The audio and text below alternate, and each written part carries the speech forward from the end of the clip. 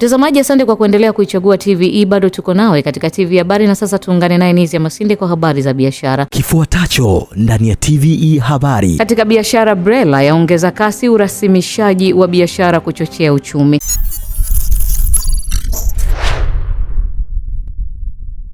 Asante sana Miriam Mlaponi. Na mtazamaji, kwenye habari za biashara leo tunaeleza kuwa serikali imezitaka taasisi zinazosimamia usajili wa biashara kuongeza ufanisi katika mifumo ya kidijitali na urasimishaji wa biashara ili kuimarisha mazingira ya uwekezaji na kukuza uchumi wa nchi. Hayo yameelezwa na Waziri wa Viwanda na Biashara Judith Kapinga wakati akifungua baraza la wafanyakazi na wakala wa usajili wa biashara na leseni BRELA.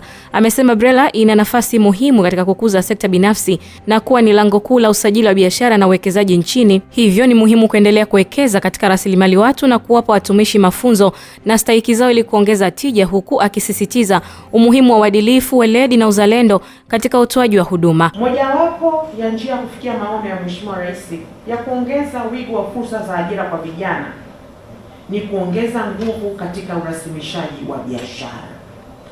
Urasimishaji sio jambo la kwenu peke yenu, ila mna mchango mkubwa wa kutekeleza na kuwa vinara wa kushirikiana na wadau wengine muhimu ili wote twende kwa pamoja.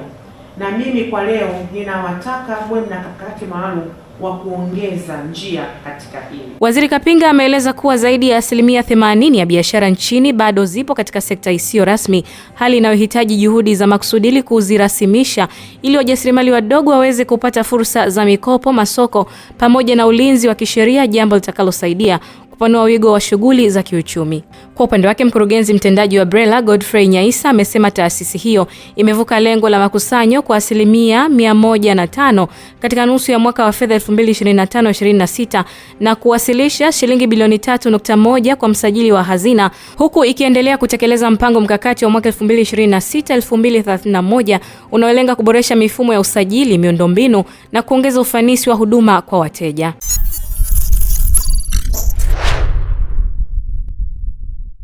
Uwekezaji katika sekta ya viwanda umeelezwa kuwa moja ya nguzo muhimu katika kukuza uchumi wa taifa, kuongeza ajira kwa wananchi, kuinua ustawi wa jamii pamoja na kuimarisha maendeleo endelevu nchini. Akizungumza jijini Dar es Salaam wakati wa maadhimisho ya miaka 10 ya kampuni ya Sika Tanzania tangu kuanza shughuli zake nchini, mkuu wa kitengo cha masoko na usambazaji wa kampuni hiyo Sofia Asea amesema kupitia uwekezaji huo kampuni hiyo imeendelea kuwapatia Watanzania fursa za ajira, ambapo hadi sasa 99% ya wafanyakazi wa kiwanda hicho ni Watanzania. Asea amesema kampuni hiyo inaendelea kuweka mazingira bora ya ajira na kuimarisha ushirikiano na jamii inayowazunguka ili kuhakikisha uwekezaji wao unaleta manufaa si tu kwa kampuni bali pia kwa maendeleo ya wananchi na taifa kwa ujumla. Aidha, amesema kampuni hiyo ina mpango wa kuendelea kupanua shughuli zake nchini ili kuongeza uzalishaji pamoja na kutoa ajira zaidi za moja kwa moja na zisizo za moja kwa moja kwa Watanzania, hatua inayolenga kuunga mkono jitihada za serikali katika kukuza uchumi wa viwanda. Tunajivunia sana kuzindua kiwanda hichi na kuzindua eneo hili extension ya hichi kiwanda kutokana na kwamba sehemu ya hii extension itatumika kwa ajili ya kufanya training kwa ajili ya mafundi, engineers, specifiers, architects kwenye tasnia ya ujenzi.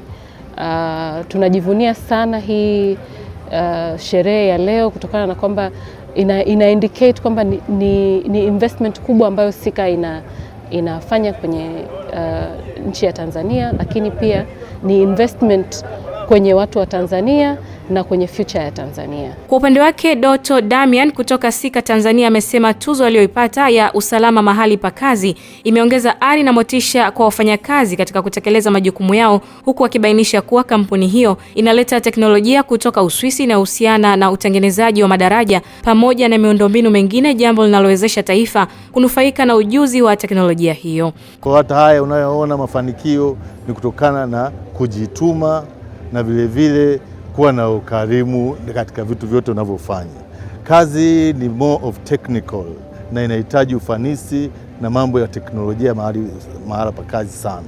Kwa kama Sika imeleta teknolojia kutoka Uswisi, teknolojia mpya ambayo inasaidia katika ujenzi wa madaraja na vitu mbalimbali hapa Tanzania. Kwa hiyo teknolojia inasaidia sana katika upande wa ujenzi hapa Tanzania, na sisi kama Sika na mimi kama Doto Najishukuru sana kampuni na kuwa hapa katika hii miaka 10 tunaosherehekea pamoja. Kwa ujumla, uwekezaji wa kampuni ya Sika Tanzania umeelezwa kuwa una mchango mkubwa katika kukuza sekta ya viwanda nchini, kuongeza ajira kwa Watanzania pamoja na kuimarisha matumizi ya teknolojia ya kisasa katika maendeleo ya miundombinu.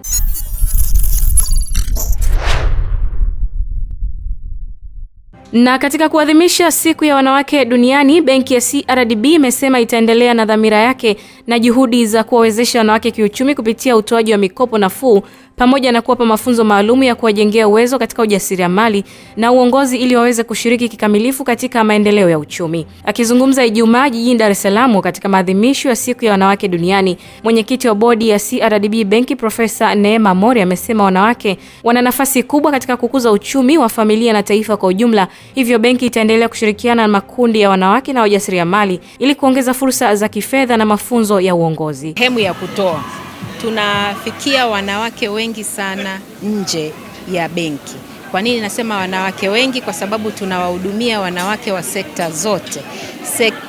Wanawake wa tunawaita micro entrepreneurs, wajasiriamali wadogo kabisa, wajasiriamali wadogo, wajasiriamali wa kati, pamoja na wafanyabiashara wakubwa, wanawake na wanaume. Kwa hiyo huduma zetu sisi tunazozitoa, ukiacha tu huduma za fedha, tunatoa huduma za uwezeshaji kwenye elimu ya fedha, elimu ya kuboresha na kukuza biashara, elimu ya kuangalia kutunza rekodi za biashara zako, kwa sababu tunaamini tukimwezesha mwanamke, tukimwezesha mfanyabiashara kwenye maeneo hayo, basi hata akichukua mkopo ataweza kuutumia vizuri na atarejesha. Kwa upande wake, afisa mkuu wa fedha wa CRDB benki Frederick Nshekanabo ameeleza kwamba hadi sasa benki imefanikiwa kutoa mikopo yenye thamani ya zaidi ya shilingi milioni 560 kwa wanawake na kina mama wanaojishughulisha na biashara ndogo ndogo ili kuwawezesha kukuza shughuli zao za kiuchumi. Ujumuishi wa kifedha au kushiriki katika uchumi.